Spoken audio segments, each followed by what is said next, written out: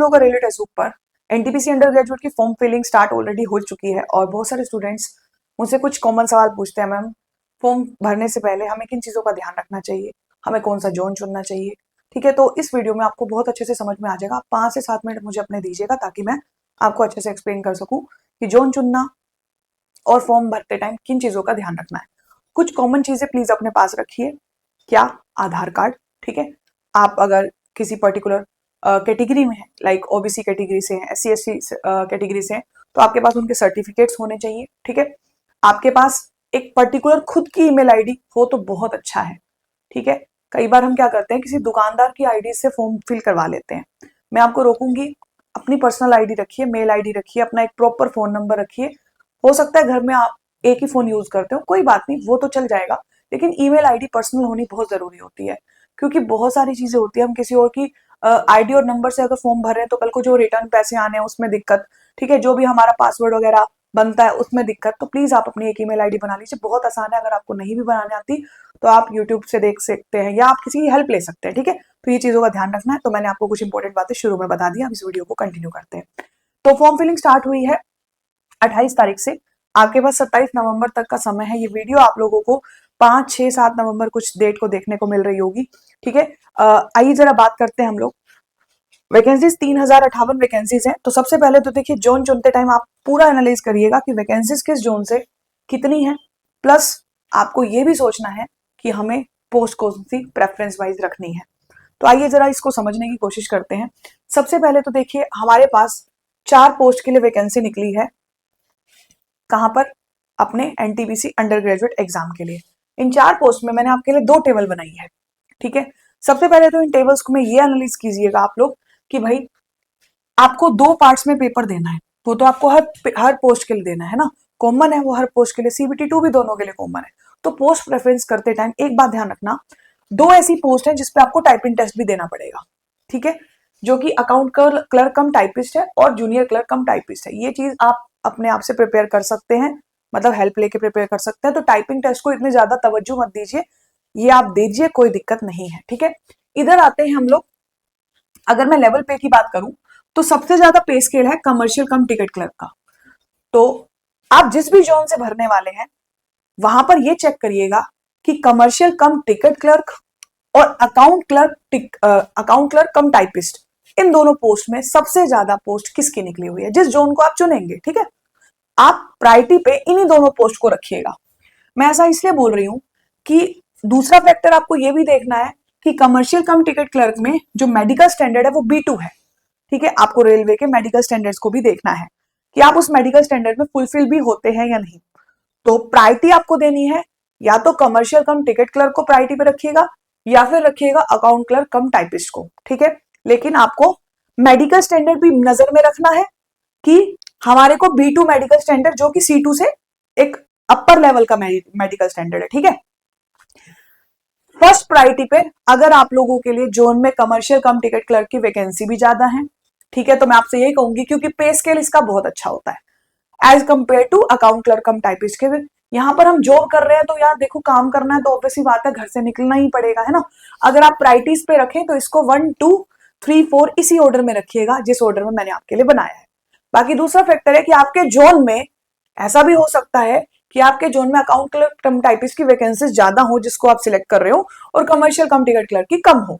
तो आप इसी ऑर्डर को उल्टा भी कर सकते हैं, आप 1, 2, 3, 4 रख सकते हैं। ठीक है, यानी कि मैं फर्स्ट और सेकंड प्रायोरिटीज पे या तो कहूंगी कि अकाउंट क्लर्क कम टाइपिस्ट को रखिए या फिर आप रखिए कमर्शियल कम टिकट क्लर्क को। ठीक है, बाकी मेडिकल स्टैंडर्ड को भी देख लीजिएगा, और पे स्केल सबसे ज्यादा कमर्शियल कम टिकट क्लर्क का ही है इन सारी वैकेंसीज में। अगर आपको लगता है कि आप ज्यादा एटमोस्फियर के लिंक में नहीं आना चाहते आप, क्योंकि ये टिकट क्लर्क का काम है, ऑब्वियसली बात है, कस्टमर आपको बार बार आके आपसे बात करेगा, तो आप अकाउंट क्लर्क कम टाइपिस्ट को सबसे पहली प्रायोरिटी पे रख दीजिएगा। ठीक है, इतनी बात क्लियर हो गई। मेडिकल स्टैंडर्ड को जरूर देख लीजिएगा कि आप उसको फिलफिल करते हैं कि नहीं करते। तो सबसे पहले तो प्रायोरिटी डिसाइड हो चुकी है कि हमने कौन सी प्रायोरिटी डिसाइड करनी है। ठीक है जी, क्योंकि थोड़ा सा मैं इसी ऑर्डर में इसलिए बता रही हूँ क्योंकि मुझे पता है इनमें थोड़ा सा जल्दी प्रमोशन वाला पार्ट भी रह जाता है, और थोड़ा सा बढ़िया वैकेंसी से बढ़िया आपको पोस्ट मिलती है और बढ़िया ही आपका पे स्केल होता है। ठीक है, तो इसके बाद अगर हम बात करते हैं जो जोन चुनने में आपको क्या करना है, सबसे पहले तो यह ध्यान रखना, अगर आप ये फॉर्म भरने वाले हैं तो आपको इस चीज को जरूर फुलफिल करना है। आपका 12th पास हो जाना चाहिए, ठीक है, 50% आपके एग्रीगेट मार्क्स के साथ, ठीक है। 50% marks is not instead upon in the case of SC ST person. अगर आप SC ST से बिलोंग करते हैं तो आपको कोई दिक्कत नहीं है, 50% का कोई क्राइटेरिया आपके लिए नहीं है। चलिए आगे चलते हैं। अब बात करते हैं आपको कौन से डॉक्यूमेंट्स की जरूरत पड़ेगी जब आप फॉर्म फिल करेंगे। आपको कौन से डॉक्यूमेंट्स की जरूरत पड़ेगी जब आप फॉर्म फिल करेंगे। तो आपको सबसे पहले तो कैंडिडेट के सिग्नेचर चाहिए। मेरे वर्ड्स को ध्यान से सुनिएगा, एक गलती पूरा फॉर्म खराब कर सकती है। बिल्कुल ध्यान से सुनिएगा, आपको कौन से डॉक्यूमेंट्स को पहले प्रिपेयर करना है। अगर आप किसी दुकान पे जाके भी फॉर्म भरने वाले हैं, खुद से नहीं भर रहे हैं, तो अभी पहले ये तैयार करिए, नहीं तो हड़बड़ी में गड़बड़ी हो जाती है, ठीक है। बात समझने की कोशिश करते हैं। कैंडिडेट को जेपीजी फॉर्मेट ये आपको नहीं पता होगा तो किसी दुकानदार से हेल्प लीजिए, कोई दिक्कत नहीं है, ठीक है। 30 KB टू 49 KB ये कोई भी आपको दुकानदार बना के दे देगा, ठीक है।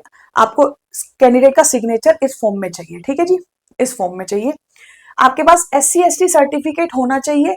उन स्टूडेंट्स के लिए बोल रही हूं जिन्होंने फ्री ट्रेन ट्रेवल पास जिसको चाहिए होगा।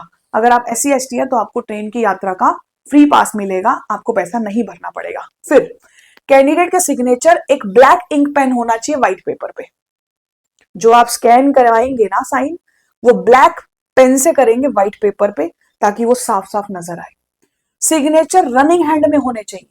लाइक मैं अपने सिग्नेचर ऐसे कुछ रनिंग हैंड में टाइप, ठीक है, आप समझ पा रहे होंगे ना, जैसे ऐसे नहीं, ये ना कोई तरीका नहीं होता। एंड मान लीजिए आपका नाम नमन है, तो ये नहीं, ऐसे मत करिए आप थोड़ा रनिंग हैंड रखिए, जैसे नमन ऐसे रख रहा है, इस टाइप से, ठीक है। रनिंग हैंड समझते हैं ना आप लोग। Important, the signature on the application must match with the signature during examination DV, ठीक है, मेडिकल टाइम पे। मतलब आप एक ही साइन रखिएगा, ऐसा नहीं है कि आज आप कोई साइन कर रहे हैं, कल आप भूल गए उन साइन को, डॉक्यूमेंट वेरिफिकेशन के टाइम पे भूल गए, जब आप पेपर देने गए आपको वो साइन ही याद नहीं है जो आपने कर रखे थे। एक ही साइन रखिए, और लाइफ टाइम वैसे भी इंसान का एक ही साइन चलता है, ठीक है जी, समझ में आ गया। तो ये सारी चीजें ना बात पता होती है हमको, लेकिन हम ऐसी गलतियां ना करें जब हम फॉर्म भर रहे हो, ठीक है, समझ में आ गया। ब्लैक इंक और ब्लैक पेन से आपको व्हाइट पेपर पे अपने साइन को फिर क्या करवाना, स्कैन करवा लेना, किसी भी शॉप पे जाके आप स्कैन करवा लेना, ठीक है। आगे जरा आगे चलते हैं। OBC कैंडिडेट्स के लिए एक छोटी सी इंपॉर्टेंट इंफॉर्मेशन मैं देना चाहूंगी, ये सारा का सारा ऑफिशियल साइट से उठाया है। OBC कैंडिडेट जो रिजर्वेशन क्लेम कर रहे हैं, ठीक है, उनके लिए एक बात बोल दूं, यहाँ पे साफ साफ बोल रखा है आप लोगों को, 1 अप्रैल 2025 के बाद आपको जो सर्टिफिकेट मिलेगा वो आपको लगाना है, but not later than the closing date of the online application. यानी आपका जो सर्टिफिकेट बना हुआ हो OBC का, वो 1 अप्रैल 2025 के बाद का हो, और फॉर्म फिलिंग की डेट के आपसे क्या बोल रहा है, not later than form filling closing date. यानी ऐसा नहीं है कि आपने कोई आगे की डेट डाल दी उसके अंदर, ठीक है। जो वहां पे आप भरोगे ना, तो यहाँ पे आपको क्या मेंशन कर रखा है कि आपका जो OBC सर्टिफिकेट है इशूड ऑन और आफ्टर इस तारीख के बाद का चल जाएगा OBC certificate, but not later than the closing date of online application. समझ गए आप लोग बात को। अब वैकेंसी जोन वाइज, कौन से जोन को आपको चुनना है, ठीक है, आपको कौन से जोन को चुनना है, तो आइए जरा बात कर लेते हैं।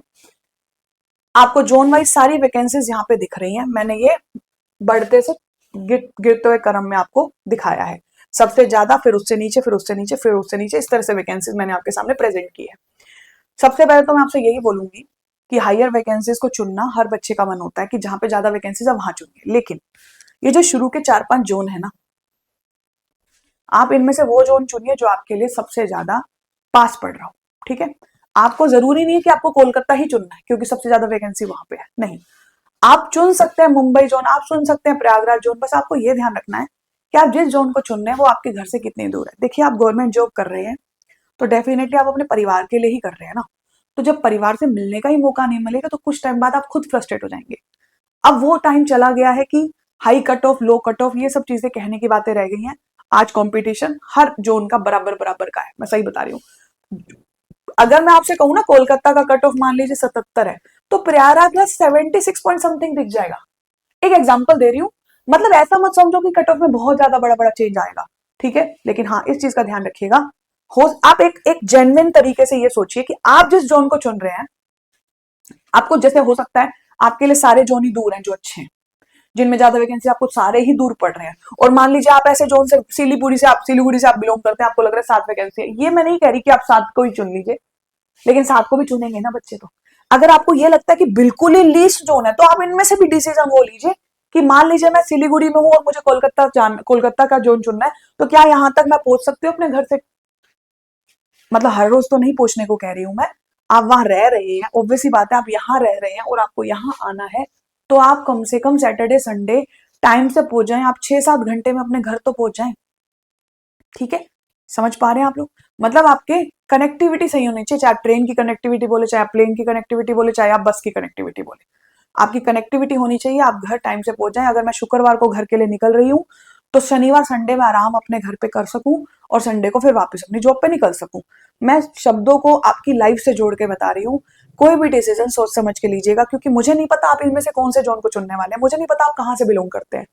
लेकिन अगर मैं एक स्टूडेंट हूँ और मुझे फॉर्म फिल करना है, तो मैं ये सोचूंगी कि अगर मैं जम्मू श्रीनगर भी चुन रही हूँ, ठीक है, मैं अगर इस जोन से हूँ मैं इसको ही चुन रही हूँ, बस मुझे अपनी तैयारी फिर उस हिसाब से करनी पड़ेगी। ठीक है जी, तो प्लीज इस टाइम ये चीज छोड़ दीजिए, कौन सा जोन हाई कट ऑफ, कौन सा जोन कट लो कट ऑफ, ये चीज आप रहने दीजिए। ठीक है, बस अपना डिसीजन सही लीजिए। अच्छा, एक चीज और, फॉर्म फिल करते टाइम आपको एक बात का ध्यान रखना है, स्टेप बाय स्टेप जो फॉर्म फिल करना है, तो आपके सामने अगर ऑलरेडी आपने 2024 में कोई भी रेलवे का एग्जाम दिया था तो आप लॉगिन कर चुके होंगे, दोबारा लॉगिन करने की नीड नहीं है। जैसे कि मैं आप लोगों को दिखा देती हूँ, जैसे मैं आपको लेके चलूं यहाँ पे आप लोगों को दिख रहा है सारे फॉर्म फिलिंग की, ठीक है, इसमें से आपको दिख जाएगी एनटीपीसी अंडर ग्रेजुएट, आप किसी भी साइट से देखोगे आपको मिल जाएगी। ठीक है जी, ये लीजिए अप्लाई पे मैंने क्लिक कर दिया। अब देखो, मान लीजिए 2024 में आपने कोई ना कोई फॉर्म भरा था, तो आपको सीधा सीधा लॉगिन वही क्रेडेंशियल के साथ कर लेना है। अगर आप बिल्कुल नए हैं तो आपने नया अकाउंट क्रिएट करना है। ठीक है, अगर आप बिल्कुल नए हैं, ठीक है, तो आपने नया अकाउंट क्रिएट करना है।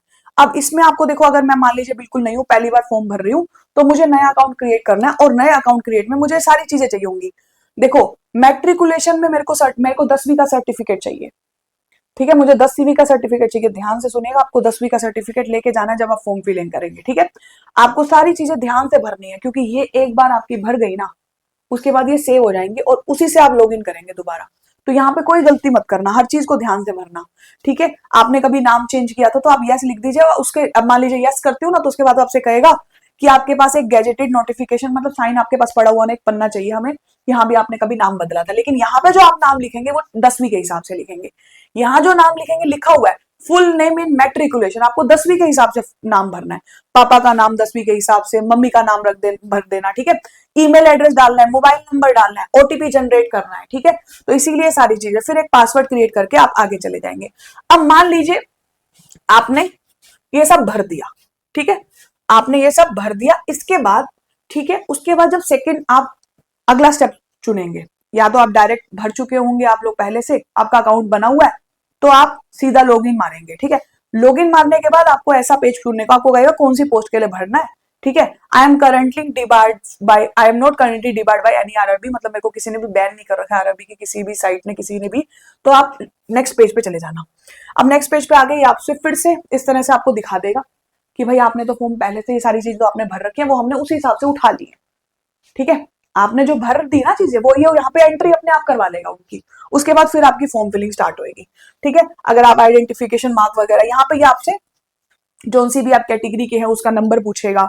ठीक है, ईडब्ल्यूएस वाले आपका तो 2024-25 फाइनेंशियल ईयर के हिसाब से आपको नए नए सर्टिफिकेट मिलते रहते हैं, तो आप वो सब सर्टिफिकेट्स अपने पास रखिए फॉर्म भरने से पहले।